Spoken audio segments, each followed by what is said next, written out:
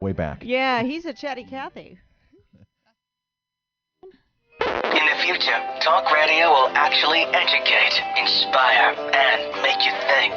The future is now. Topics and music that affect your life. From Universal Broadcasting Network. Tune in at ubnradio.com.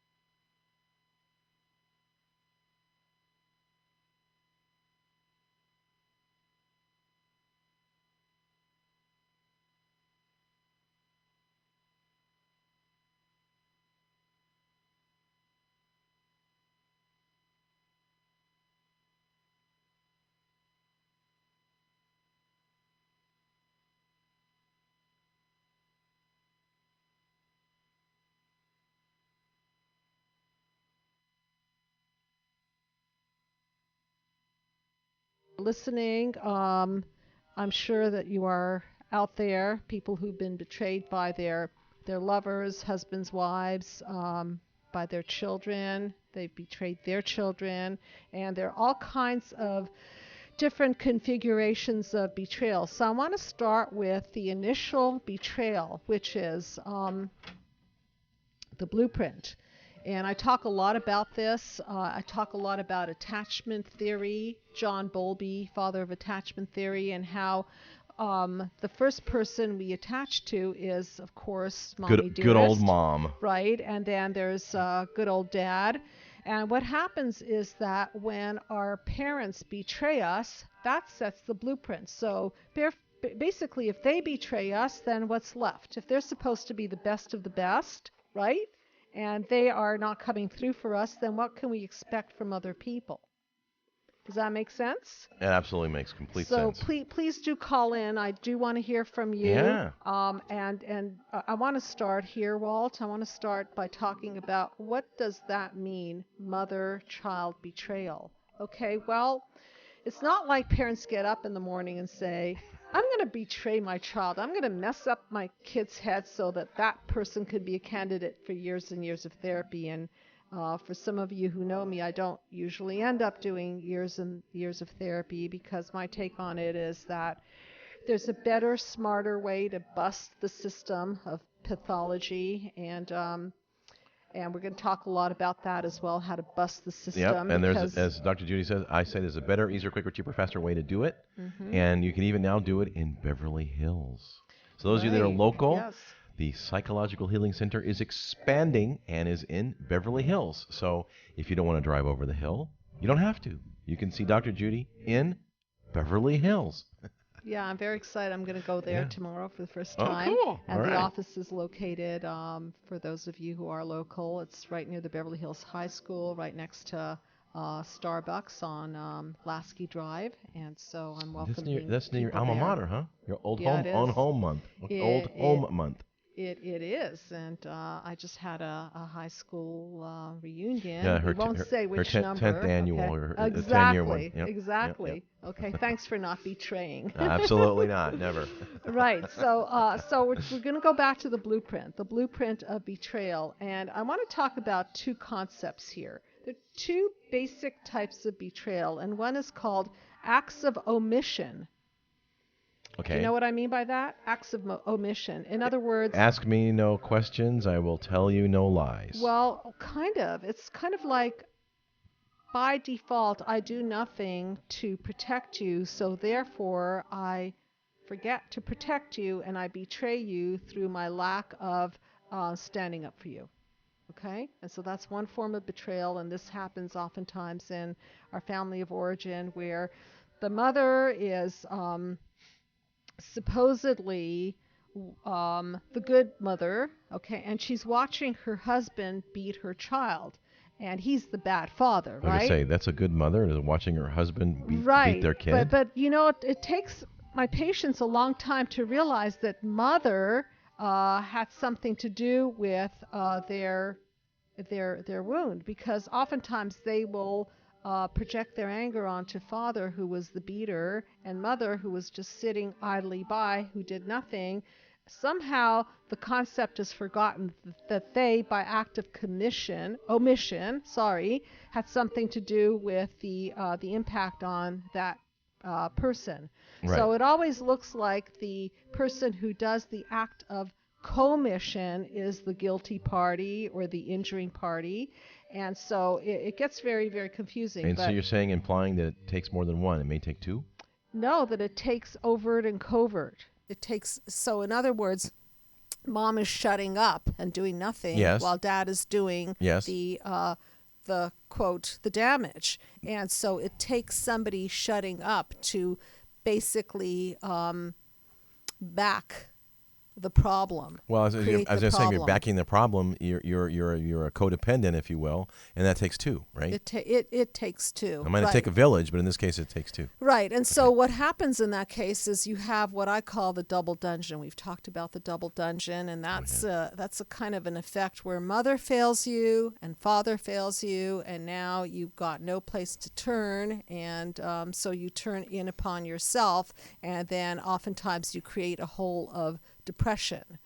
Yes, because backing up a little bit, your inner world is a relationship of the relationship you had with your mom when you were younger, yes, and your outer world is a reflection of a relationship you had or didn't have with your father.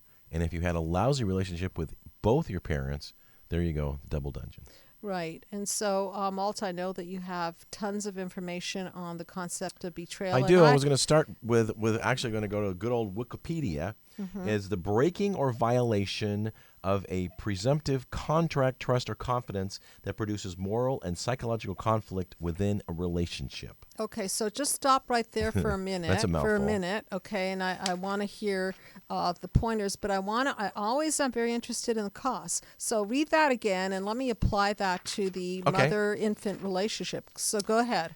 Betrayal is the breaking or violation of the preemptive contract, trust, or confidence that produces moral and psychological conflict within a relationship. Okay, thank you. So the first stage of development that we have to pass or fail is trust. Absolutely. Okay, this is talked about in child development, trust versus mistrust. So if we get that concept right, then our worldview is a trusting view. Mm-hmm. If we don't get that concept in our minds, then what happens is our perception gets bent, and we start seeing the world through the lens of suspicion, of paranoia, mm-hmm. to exaggerate the process. And so there's a contract between a mother and a baby. And let's go back to attachment theory, since that seems to describe best what an infant needs for psychological well-being. So what do we need to be sane as a human being? The same thing that all animals need. We need safety. We need eye contact, skin contact. We need the breast as opposed to other ways of being fed. I'm talking about in an ideal situation. In a perfect world, I know that we usually don't get all these elements. We need to bond with our mothers, meaning that we can't be handed to other caregivers and multiple caregivers, because then we don't form what John Bowlby talks about and the attachment theorists talk about, which is secure attachment. And if the secure attachment isn't formed, then we don't get that basic trust. Okay, so then the victim, therefore, exhibits anger and confusion and may demand atonement from the perpetrator, who in turn may experience guilt or shame and exhibit remorse. Okay, and that comes later, because at the beginning there is no cognitive functioning. So the cognition, or our thinking process, only comes online later on in life. So we are not able to process that. But the contract between the mother and the baby, right? The implied contract is, hey, I'm going to keep you safe. I'm going to nurture you. I'm going to give you all the emotional and physical tools that you need to be a healthy human being. So where does the contract break in terms of human relationship is right then and there. There's an implicit contract between the mother and that baby who knows no better, because childhood is a hostage situation. Thank you. Your favorite line, I know. Okay, so childhood is a hostage situation, meaning that we are not in control of part one of our lives because we're just infants. We're at the effect of whatever's going on. Then that mother, the parents, the child caregiver, the primary child caregiver has to honor that contract. And if that contract is broken, then there is an implied betrayal. That's how I want to present this right now, so you can see the seed level of the betrayal. And then moving on down the road, and this will probably be, that's foundational, which will be more hopefully plain in a moment or two or three or four. I've got an article here, 6 types of toxic friends and how to deal with them. And obviously it's dealing under the auspices of betrayal. And I'm just going to list them real fast, and then we're going to elaborate real quick if I can. So the first one is the promise breaker, double crosser, self-absorbed, disclosure, competitor, and fault finder. So the first one's a promise breaker. Consistently disappoints you or breaks promises, most likely because she or he was constantly disappointing you during her formative years. So, they promise they're going to be there for dinner, right? Or they promise they're going to go do it to you with an engagement. Yes. And for whatever reason, they just say, you know what, I've got something else better came along and I'm not going to be there. And you get to the point where, I'm just tired of this. And, and some of these is, if you have a friend or someone close to you that it does all this and betrays you in some ways, the issue is, do you want to continue to be their friend or continue to have that relationship? And we're going to get into that a little bit, hopefully. And it's really, it's kind of a tough dance. Well, I think that what happens is we're great psychological bookkeepers, meaning that if we have been, how did you formulate that? They've been what? Not double cross, but what was the first? Promise breaker. Promise breaker. Okay, so somewhere in there is a desire to balance the system. So if you're in a relationship with somebody that is a promise breaker and you continue to tolerate that relationship, then in a sense you're the victim of that, aren't you? Yes, you are. Okay. And you're yeah. And are you worth more, right? Right. And where does it come from that person continues to choose those friends and continues that dynamics? It comes from somewhere.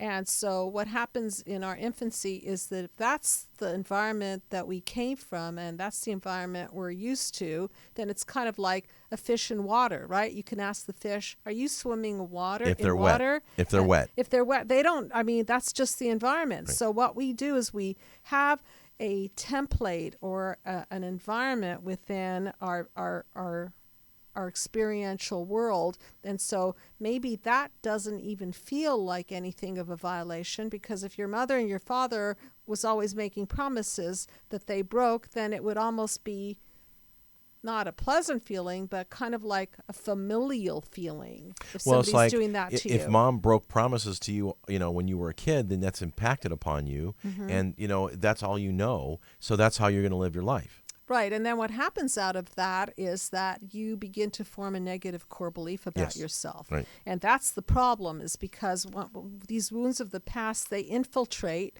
like psychological viruses, and then they cause reactions to form, and then cognitions to formulate around that. And then the person who's been violated in that sense starts to believe that maybe they're not worth it. Right. Or maybe they're not important enough to be honored and respected. And then to fix that, of course, is you want to help the individual understand that there are consequences to breaking promises. Right. And if you want to continue the relationship, then you have to make sure to reconfirm any commitments that they make right before, so that they know. Otherwise, next time that they break a promise, you can say, yeah, right. Right? In other words, they promised to be there, and you just go, yeah, right. And when they get angry at your sarcasm, explain that you're simply pointing out their habit of breaking their promises, and then refrain it's more a positive vein of, prove me wrong, right? You say you're going to show, yeah, right, well, prove me wrong. You kind of challenge them on it and point it out. It may work and it may not. And so if you're in a relationship with a person like that, then please request from us the Peaceful Healing Dialogue, because the Ph.D. The Ph.D., Peaceful Healing Dialogue, is a way to dialogue where you're actually communicating how you feel about that. And I don't know any better way to really impact another human being than through empathy. And you can contact us through Facebook at Dr. Judy WTF, or you can write us at info at drjudywtf.com. The next one is double crosser. The negative friend betrays you big time. It could happen when someone does something to hurt you. I mean, it could be something like a malicious rumor. Okay. In other words, it's somewhat intentional. And so if your friend was betrayed by a parent or a sibling during their formative years, they may need to repeat that behavior with their friends, right? So there again, the attachment theory in the very beginning. And the parent could have been subtle or been disappointed by their parents, or blatant as being a victim of emotional, physical, or sexual abuse. And, a lot of times this theme does come up in my practice, where I'll ask my patient, would you rather be the victim or the perpetrator? And, oftentimes it just feels better to be the perpetrator than the victim. They're a little bit more supposedly in control, right? Right, but of course neither position wins. It's not a win position. But when someone double crosses another and they're being the perpetrator, then you can see it as an identification with the aggressor. In other words, what I mean by that is that somebody in their past did it to them. So it's kind of like a bully. A bully is someone probably who's been bullied, right? And again, we did a show not too long ago, and you can go back and look on emotional bullies. Yes. And I think it's a bigger issue than the research dictates. I mean, 49% of people admit to being emotionally bullied at work, and in my view, those are the ones that admit they were bullied or realized they were being bullied. But it always takes two parties to does. entwine in this manner, because, again, maybe for those of you viewing the show, if you put the mind map up. I can, and if you want to check out the mind map, again, you can go to www.drjudywtf.com.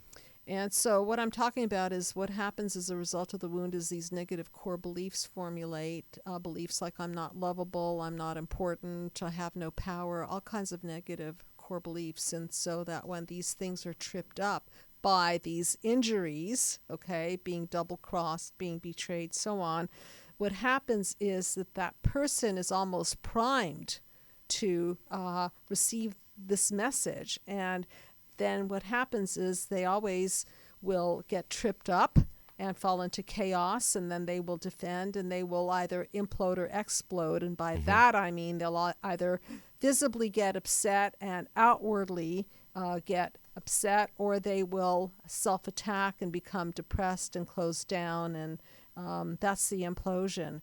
So either way, this whole thing is a system. So I want everyone listening to hear how this whole system works. It's not just like he's a double crosser, she's a betrayer. It's just this whole system that starts with cause and reverberates out into reactions and negative core beliefs, and then creates chaos and defenses and blow-ins and blowouts. And so the key is to stop it at cause. Meaning, how do you stop this in a big picture way?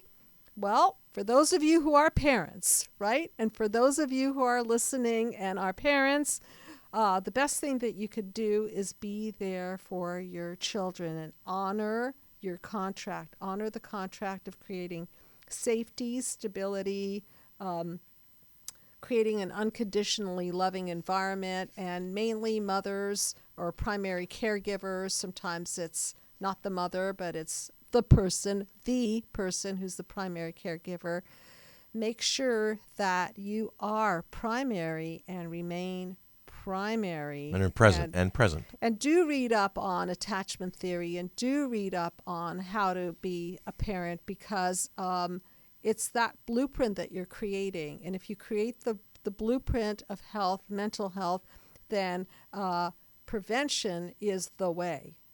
Okay, and if you haven't created a good blueprint, then by all means, get thyself in therapy so that you can heal the disconnects and you guys can reconnect, whether it's mother-infant or mother-child, or I'm doing a lot of mother-daughter healings these days. It's really, really fascinating. And apparently mothers are getting more interested in participating in healing the disconnect between themselves and their children, especially that maternal instinct. Right, but you have to frame it in a right way, because again, going back to this whole system, this is not a blaming, shaming, criticizing, judging consciousness. This is really about healing the disconnects through self-expression, because as you know, the more we repress, the more we depress and get depressed. And you know what? That's the system. And you know what? Don't be repressed or depressed. We want you to express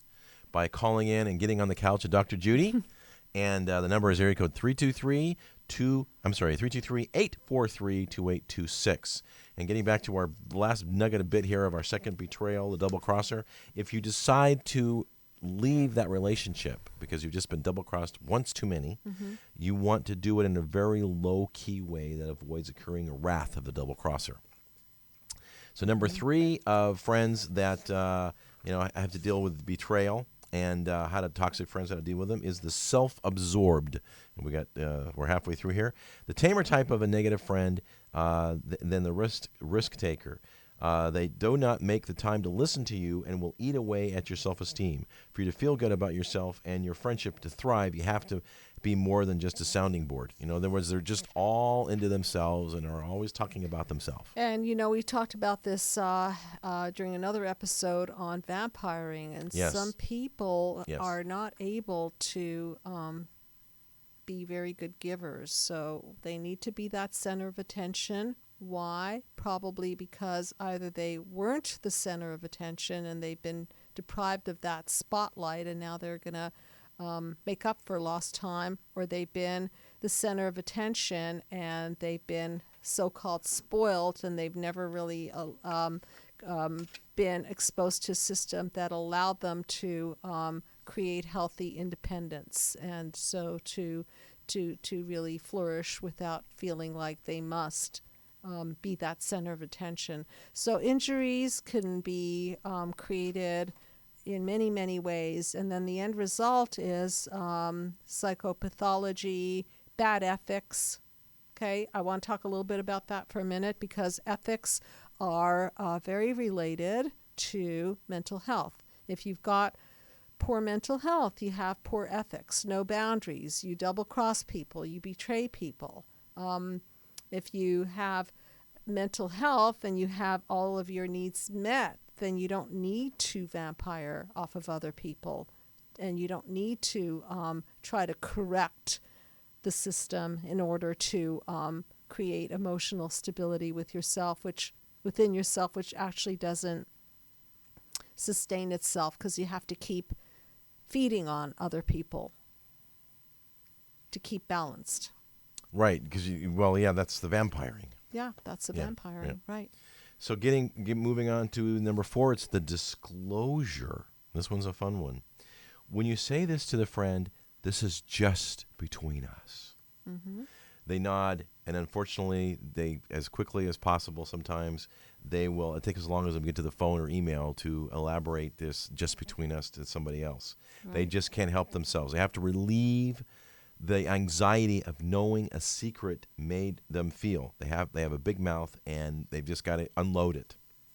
So unless you don't want the world to know, obviously don't share it with them. They're basically just a big gossip, right? Say they betrayed you in the sense that you told them something in confidence, and it didn't stay confident very long, right? And so by now, I think you know who those people are in your life. Absolutely. And what's interesting is that when we as human beings keep going back into that same dynamics with people, knowing full well that they haven't changed. It's not like they've shifted. It's not like they've seen the light and now they're different people. It's like it's actually, who those people are. You keep doing the same thing over and over again by divulging confidential material to those people. And so to be the cause, what we need to do is self-reflect and say, why am I telling that person this and that? Why am I trusting this person knowing that that person's character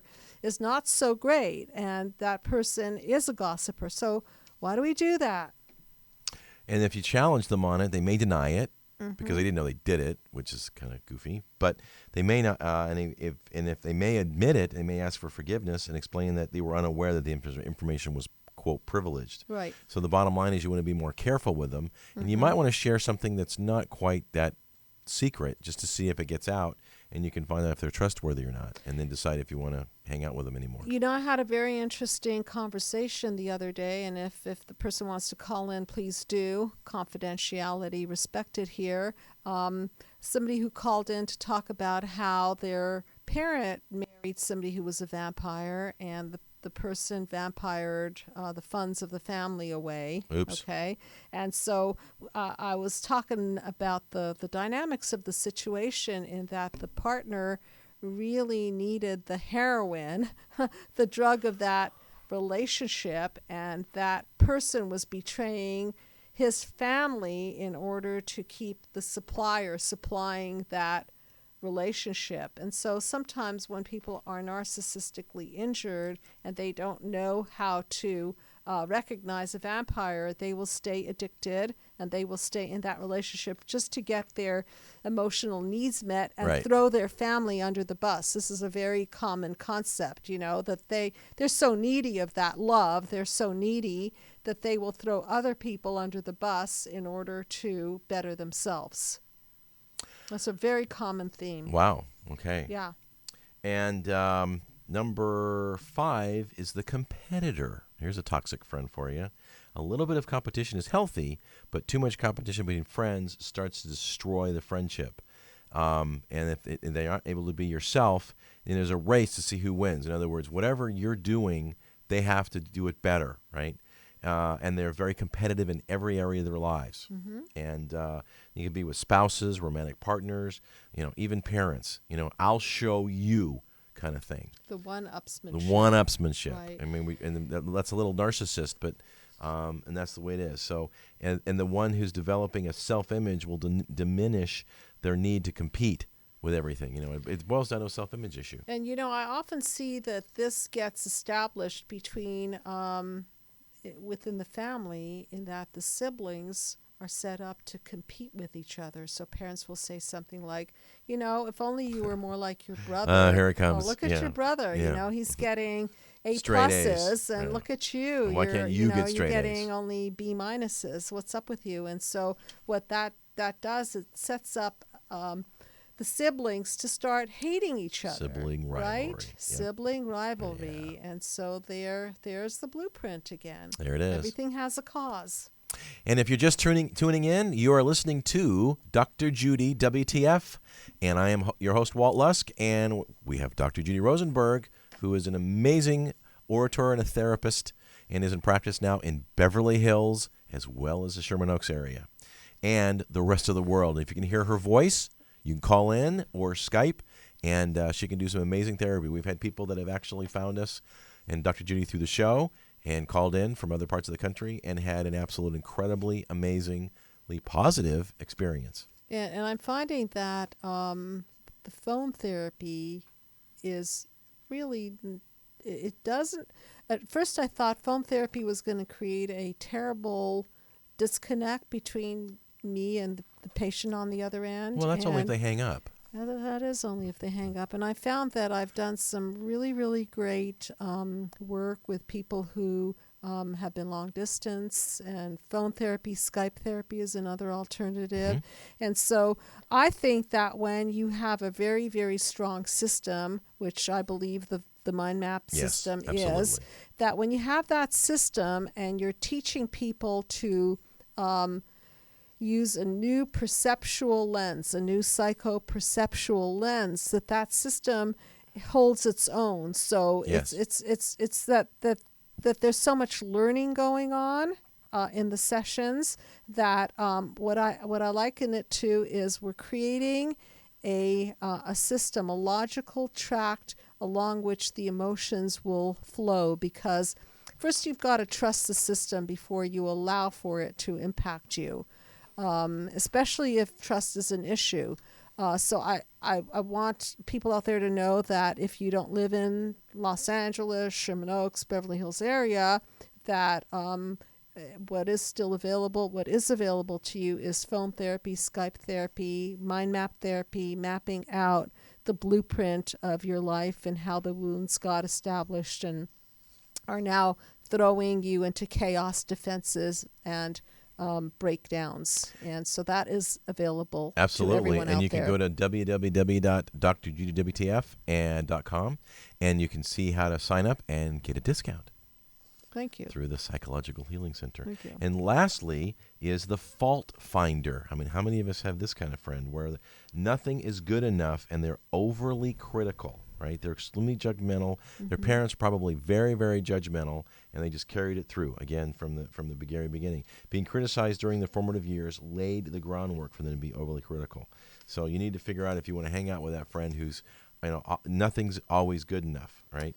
And just remember that all of these are wounds that then come through us and get projected onto other people. And so that the key is to clean up our own wounds so that we're not spreading our psychoviral germs, so to speak, all over others. I mean, if you had a cold, you're not going to go out there and cough in other people's face, hopefully not.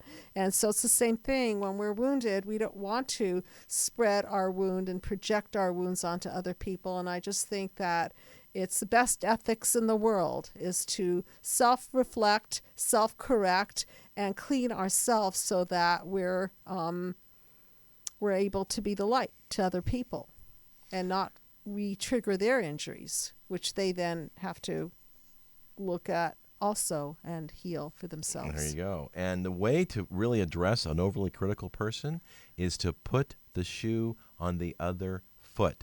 In other words, you demonstrate to them, because they may not know they're doing it, and you simply are overly critical of them.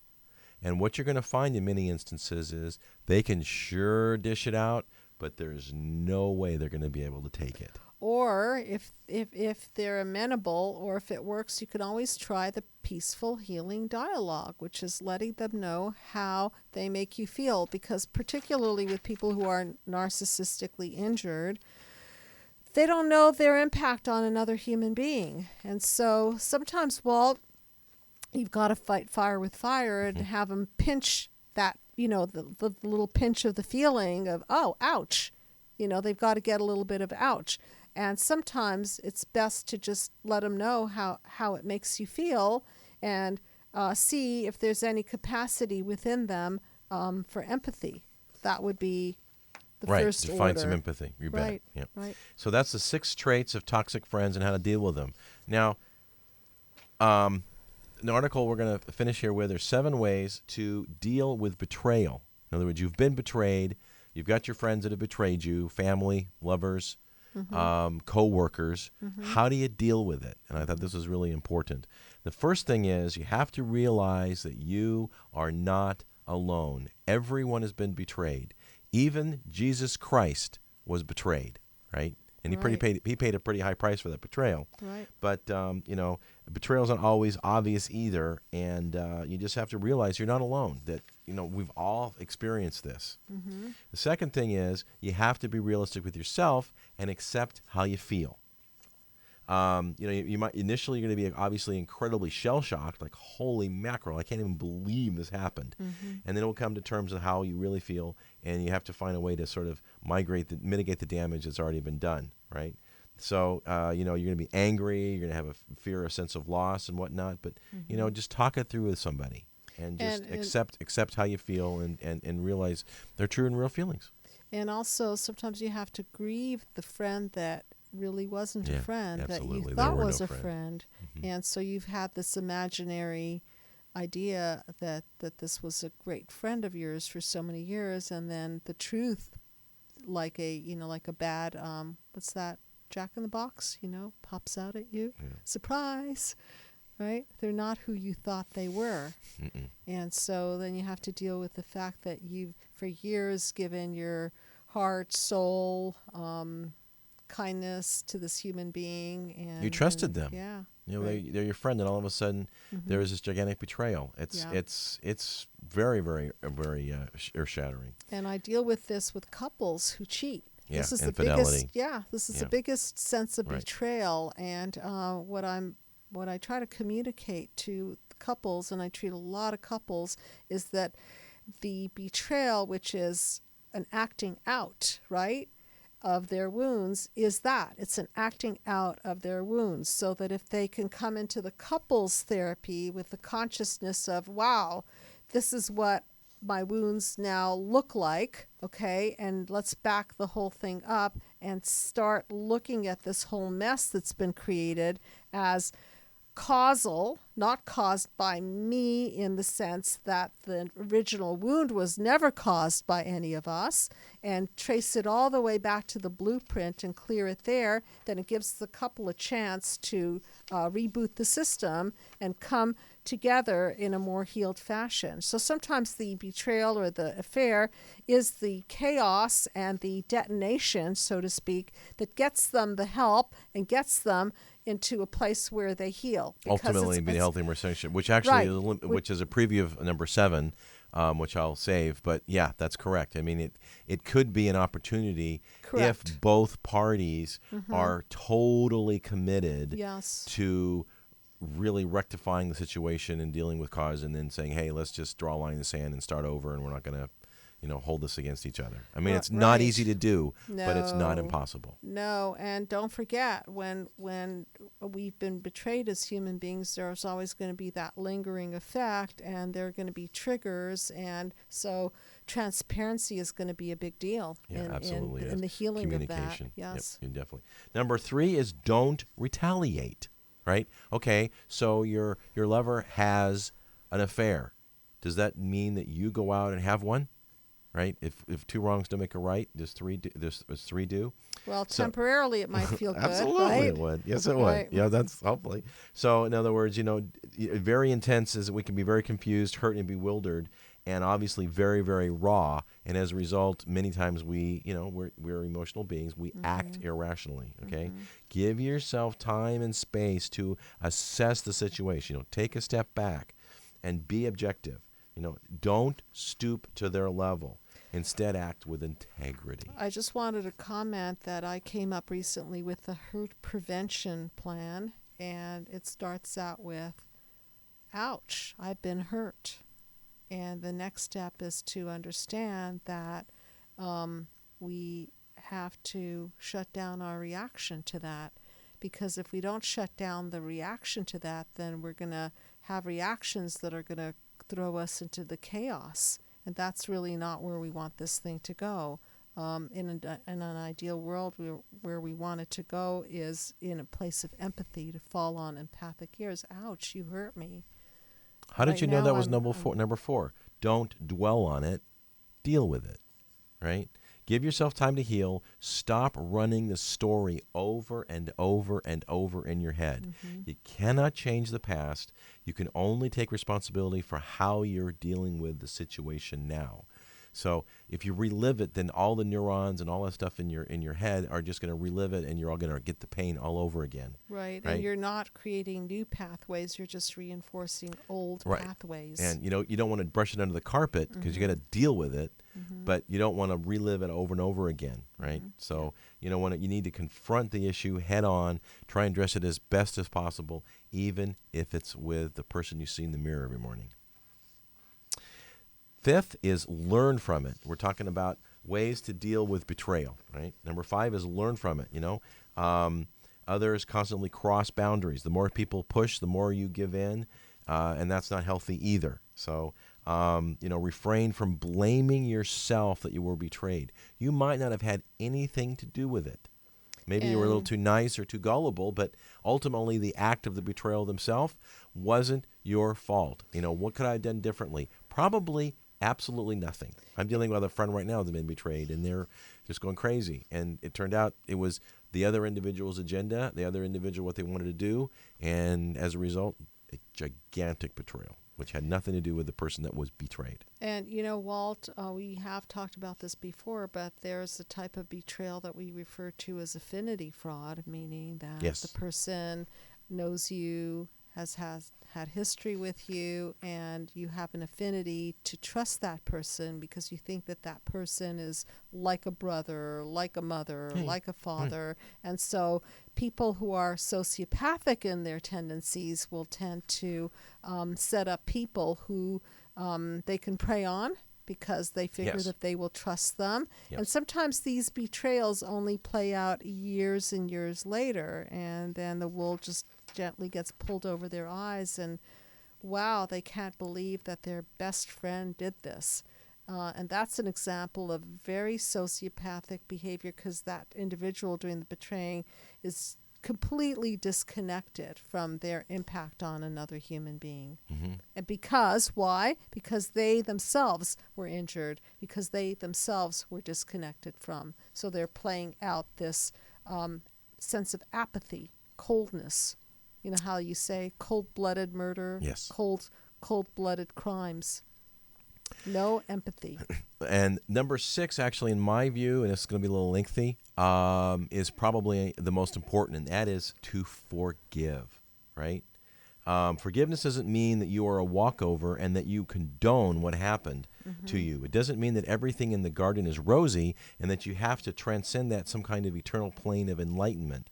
It doesn't mean that you have to reconcile with the person who betrayed you either. Okay? What it does mean is we change our perception of how we view the situation. Instead of viewing it from an anger and holding on to the hot coals, we accept what has happened and come to a place of understanding.